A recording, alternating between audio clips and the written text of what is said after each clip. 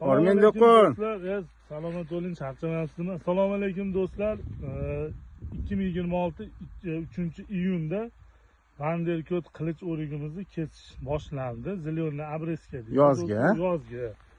Do'stlar, birinchi qilayotgan ishimiz buni bir qator ichini siyraylashtirib, shu holatda siyraylashtiramiz. Endi bilsalari aksariyat holatda do'stlar bu Vanderkot shoxi egilib va sinishga harakat qilib egilib o'sadi. Shuning uchun olib kelinglar vaqt kamaydi. Onaqa palisiga berib turib, tepa qismiga bu holatda qaytaraveradi. Tortyapti ichkariga.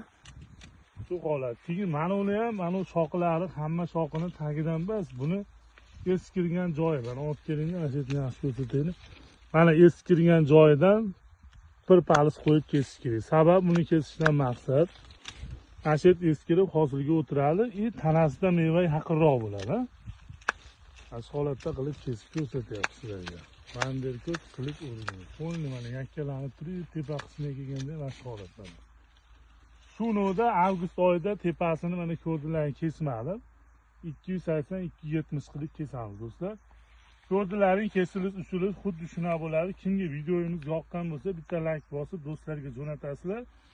Qiziqqan bog'bonlar bemalol telefon qilib maslahat so'rashlari mumkin. Rahmat, sog' bo'linglar, salomat bo'linglar.